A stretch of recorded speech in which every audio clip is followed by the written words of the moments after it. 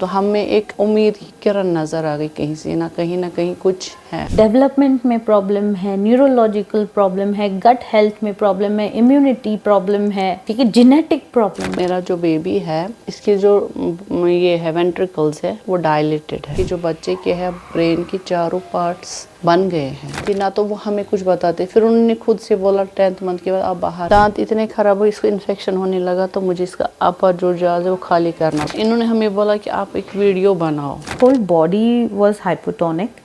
जब ये लाइफस्टाइल होती है कि जहाँ पे इम्यूनिटी भी खराब है, उसका गट हेल्थ भी खराब था। मोहम्मद अलकामा का रीजन क्या था, एमआरआई के अंदर क्या आया है, और फिर बॉडी बढ़ा तो परफॉर्मेंस क्या हो जाता है, ऑटोमेटिकली वो डिक्रीज हो जाता है। मेरे बेटे के साथ क्या होता था, ये जो कुछ खाता था वोमिट होता था। तो हमारी जो ची एनर्जी है, अगर वो ची एनर्जी फ्लो नहीं हो रही है तो आप देखेंगे जब डर लगता है तो आपका बॉडी ऑटोमेटिकली हार्ट बीट बढ़ जाती है, ठीक है, उसके मूवमेंट्स बड़े हैं, उसकी जो हाथ की स्पैस्टिसिटी थी, पैर की स्पैस्टिसिटी थी, वो is looking at you as a hero, तो लेट्स नॉट डिसअपॉइंट देम।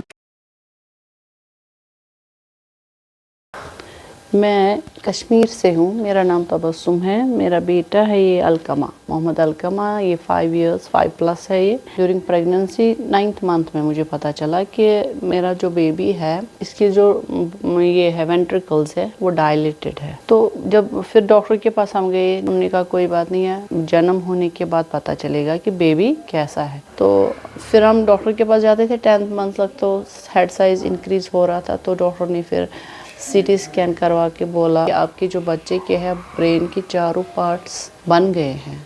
यहाँ पे जो वो होता है वो वीक था, यहाँ पर ऑप्टिकल नर्व्स होती है, इस वजह से इसका ऑप्टिकल जो सिग्नल्स जाती है वो वीक है। अभी भी वो वीक है, वो हमें वीईपी से पता चला फिर। लेकिन ऐसे कुछ डेवलपमेंट नहीं थी, ना तो वो हमें कुछ बताते, फिर उन्होंने खुद से बोला 10th मंथ के बाद आप बाहर जाओ। फिर हम गए गुड़गांव, उन्होंने इसका ईजी कराया, टेस्ट कुछ कराए, तो उन्होंने उसको एक दवाई दी, दीवा उसका नाम था। उस वजह से इसको स्टेरॉइड से इसके दांत खराब हो गए। दांत इतने खराब हो, इसको इन्फेक्शन होने लगा तो मुझे इसका अपर जो जाज है वो खाली करना पड़ा। फिर उन्हें एक दवाई रखी पेट्रोल, बोला कि उसको शाम को आधा टैबलेट रखा करो तेल। लेकिन फिर जब मुझे पता चला कि ये उसको मैडम ने दिया काम होने के लिए या नींद के लिए, फिर मैंने वो भी बंद किया खुद से। मैंने सोचा, मैंने कहा मेरा बच्चा खुद सोना चाहिए, दवाई की वजह से नहीं सोना चाहिए, फिर आदत बन जाएगी इसकी, ज़िंदगी भर ये फिर दवाइयों पे रहेगा। मैं वो नहीं चाहती थी। फिर हम ऐसे यूट्यूब देख रहे थे। डॉक्टर निशिबा, डॉक्टर मैम है ना अंदर, वही, इन्होंने हमें बोला कि आप एक वीडियो बनाओ। तो बनाया, हमने यहाँ भेजा तो मैम ने ओके किया। मैंने कहा इसको आप लाओ तो मैं इसको ये ठीक हो जाएगा। तो हमें एक उम्मीद की किरण नजर आ गई, कहीं ना कहीं कुछ है। So we're going to talk about the case of Mohammad Alqama. Mohammad Alqama जब मेरे पास आया था तो his whole body was hypotonic और there was no awareness of body movements, या उस बहुत ही ज़्यादा पेन में था when he came. And this family is from Kashmir. तो कश्मीर की एक जो लाइफस्टाइल है, एक कोल्ड एनवायरनमेंट ज़्यादा रहता है, जहाँ पे इम्यूनिटी ज़्यादातर लोगों की बहुत लो रहती है, and because of the extreme cold and the diet is well is very much meat based. तो क्या होता है कि एक तो इम्यूनिटी ख़राब है, ठीक है, जेनेटिक डिफेक्ट है। Third, it is also related to some form of under development of immunity system. और जब आप मीट खाते हैं तो आपका गट हेल्थ जो होता है वो बहुत स्ट्रेनियस रहता है। क्यों? क्योंकि जो मीट होता है वो पचने में ही बहुत ज़्यादा टाइम लेता है। Sometimes it takes 2 to 3 days to just digest a little bit of chicken या रेड मीट, हम कहेंगे। अगर इतना सा भी रेड मीट है उसको पचाने के लिए 2 दिन लगते हैं। सो आप ये समझिए कि जब ये लाइफस्टाइल होती है कि जहाँ पे इम्यूनिटी भी ख़राब है, उसका गट हेल्थ भी ख़राब है, उसको न्यूरोलॉजिकल डैमेज भी है, जेनेटिक इशू भी है, तो everything that we noticed about Alqama was I would say a bit of a struggle from the start जब से उसका बर्थ हुआ था। मोहम्मद अलकामा का रीज़न क्या था, एमआरआई के अंदर क्या आया है, उसका जो था कॉर्पस कॉलोसम जो था वो साइज स्मॉल थी, अगेन माइक्रोसेफेली की तरफ थी। फिर ऑसिपिटल हॉर्न जो होते हैं वो दोनों बायलैटरल वेंट्रिकल्स जो है वो डायलेटेड रहते हैं। फिर अनदर थिंग वो सेरेब्रल गायरी जो दोनों तरफ फ्रंट के एरिया के अंदर वो फ्लैट है। So this is one of the features of genetic disorder, ठीक है। तो बहुत सारे ऐसे जेनेटिक डिसऑर्डर्स हैं जिनके सिम्टम्स आपको फेशियल फीचर्स, बॉडी फीचर्स, उन सब से पता चलता है, right. And then again cerebral hemisphere जो उसका है, अगेन वो स्मॉल था साइज, तो ब्रेन छोटा, अगेन माइक्रोसेफली, और फिर बॉडी बड़ा, तो परफॉर्मेंस क्या हो जाता है, ऑटोमेटिकली वो डिक्रीज हो जाता है।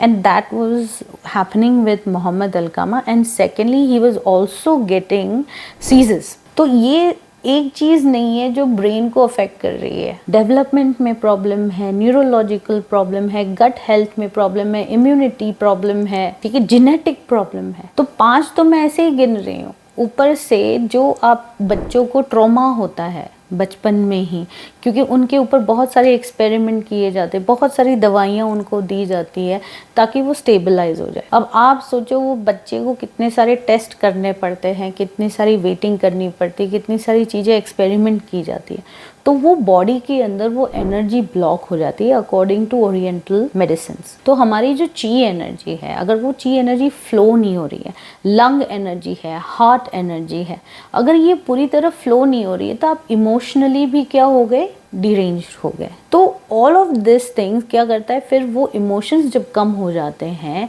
तो साथ साथ में आपके सेंसरी आउटपुट्स भी लिमिटेड हो जाते हैं, because our brain is nothing but a sensory stimulation machine जो सेंसेस को लेता है और फिर आउटपुट देता है इन मूवमेंट। तो आप देखेंगे जब डर लगता है तो आपका बॉडी ऑटोमेटिकली हार्ट बीट बढ़ जाती है, ठीक है। व्हाट इज डर? It's an emotion and that increases your breath. When that increases the breath, you feel panic. ठीक है, short breath हो जाता है। So that's what was happening with Alqama. भले धीरे धीरे चेंजेस हैं, पर आप मानेंगे नहीं, उसकी ईजी जो है ये बार जनरलाइज्ड आई है। बहुत अच्छी बात है कि नॉर्मल की तरफ है ऑलमोस्ट। दूसरी चीज, उसकी ब्रेन की साइज बड़ी है, उसके मूवमेंट्स बड़े हैं, उसकी जो हाथ की स्पैस्टिसिटी थी, पैर की स्पैस्टिसिटी थी, वो डिक्रीज हुई है, उसका अवेयरनेस एंड रिस्पॉन्स बढ़ा है, ठीक है। और दूसरी चीज़ हम कहेंगे कि जहाँ पे वो बिल्कुल खड़ा नहीं होता था, वो अब पैरों के ऊपर वेट रख रहा है। Remember this child has only 75 to 85% of the brain जो उसका डिफेक्ट है, तो almost only he is working on 30 to 40% of the brain. तो जब 30 to 40% ब्रेन को का सहारा लेके हमने उसको अभी 65% तक पहुंचाया, कि जहाँ पे 65% ब्रेन जो है अब वर्केबल है, क्योंकि ऑब्वियसली है कि ये सारे पार्ट्स जो है स्मॉल इन साइज है इन द ब्रेन, तो वो हम लोग बार बार ट्रीटमेंट देके, स्टिमुलेशन देके वो चीज़ इंक्रीज हो रही है। But it is taking time, क्योंकि कुछ सेल्स जो होते हैं वो 1 साल में एक बार ही रिजुविनेट होते हैं, कुछ सेल्स होते हैं जो 8 मंथ्स में रिजुविनेट होते हैं एक ही बार, और कुछ होते हैं जो 6 मंथ्स में एक बार होते हैं, और कुछ 3 मंथ्स में, और कुछ एवरीडे बेसिस पे। So we have to take all of that into account and make sure that whatever the new cells are rejuvenated, they are of the best quality.